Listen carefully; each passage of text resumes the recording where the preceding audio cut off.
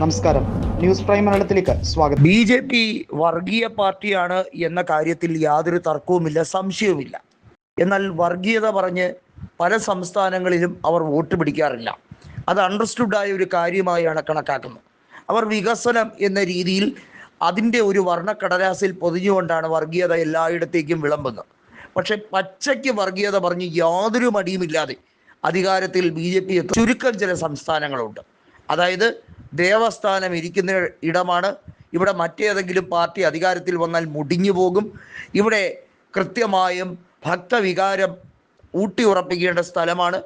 അതിന് കാരണമാകുന്നത് ഹിന്ദു ഭൂരിപക്ഷമുള്ള ചില സംസ്ഥാനങ്ങൾ BJP പിടിച്ചെടുക്കുന്നത് കൃത്യമായും അവരുടെ വോട്ട് ബാങ്കിൽ വർഗീയത ആഞ്ഞു കത്തിച്ചുകൊണ്ട് തന്നെയാണ്. അതിലൊന്നാണ് ഉത്തരാഖണ്ഡ്. നിലവിൽ ഇപ്പോഴത്തെ മുഖ്യമന്ത്രി പുഷ്കർ സിംഗ് ധാമിയ വർഗീയത വിളമ്പാൻ ഏറ്റവും മികച്ച ഓപ്ഷൻ ആയി BJP കണക്കാക്കുന്ന ചുരുക്കം ചില നേതാക്കളിൽ ഒരാളാണ് പുഷ്കർ സിംഗ് ധാമി. നമ്മൾ അസാമിലെ മുഖ്യമന്ത്രിയായ ഹിമന്ത ബിശ്വാസിനെയോ അല്ലെങ്കിൽ ബംഗാളിലെ മുഖ്യമന്ത്രിയായിട്ടുള്ള നിലവിൽ അവിടെ വലിയ തോതിലുള്ള പരിവർത്തനം നടത്താൻ ശ്രമിച്ചുകൊണ്ടിരിക്കുന്ന സുവേദു അധികാരിയോ ഒന്നുമല്ല. വർഗീയതയുടെ അംബാസഡറായി തന്നെ കണക്കാക്കാൻ കഴിയുന്ന ഒരു നേതാവാണ് പുഷ്കർ സിംഗ് ധാമി.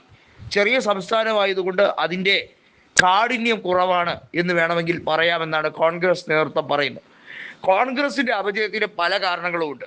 തമ്മിൽ തല്ല് ഹരിയാനയിൽ സംഭവിച്ചതുപോലെ തന്നെയാണ് മറ്റെല്ലായിടങ്ങളിലും സംഭവിക്കുന്നത്. അധികാരം ഉറപ്പിക്കാൻ കഴിയുന്ന സാഹചര്യത്തിൽ പോലും അധികാരം നേടിയെടുക്കാൻ കോൺഗ്രസ് നേതൃത്വത്തിനാകാത്തതിൻ്റെ മൂല കാരണം തന്നെ കടിപിടിയാണ്, തമ്മിൽ മത്സരമാണ്. അധികാരം കിട്ടുമെന്ന സാഹചര്യം ഗ്രൗണ്ട് ലെവലിൽ നിന്നും കിട്ടുമ്പോൾ തന്നെ വിലപേശലും കച്ചവടവും നടത്തുന്നു. ടിക്കറ്റ് വിൽപ്പനയാണ് കോൺഗ്രസിനകത്ത് ഉള്ള ഏറ്റവും വലിയ പ്രശ്നം.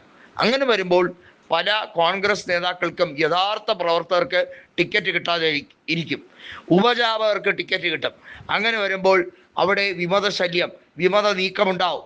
അങ്ങനെ ഒരു പണിയും ചെയ്യാതെ മൂക്കൂട്ടത്തിൽ നിന്ന് കിടന്നുറങ്ങുന്ന പല കോൺഗ്രസ് നേതാക്കളും അവസാനം, അതായത് തെരഞ്ഞെടുപ്പ് വിജ്ഞാപനമാകുമ്പോൾ ഉപജാപക വൃത്തം കൃത്യമായും ഇത്തരത്തിലുള്ളവർ ഖദറും ഇട്ട് ജനമധ്യത്തിലേക്ക് ഇറങ്ങും.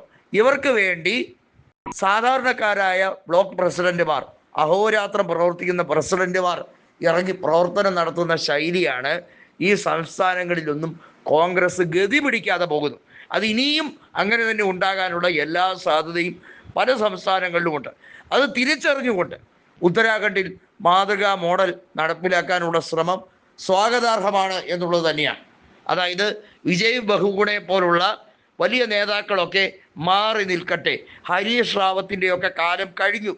ഇനി യുവ നേതൃത്വം അവിടെ BJPയെ നേരിടട്ടെ, കെൽപ്പുണ്ടെങ്കിൽ അധികാരം പിടിക്കട്ടെ. വർഗീയത വിളമ്പിക്കൊണ്ട് ദേവസ്ഥാനം ഇരിക്കുന്ന സംസ്ഥാനമാണിത്. അതുകൊണ്ട് BJP ജയിച്ചാൽ മാത്രമേ ഇവിടുത്തെ ജനങ്ങൾക്ക് രക്ഷയുള്ളൂ എന്ന മുട്ടിൽമേൽ ന്യായം പറഞ്ഞിട്ടൊന്നും ഇനി കാര്യമില്ല എന്ന് വ്യക്തം.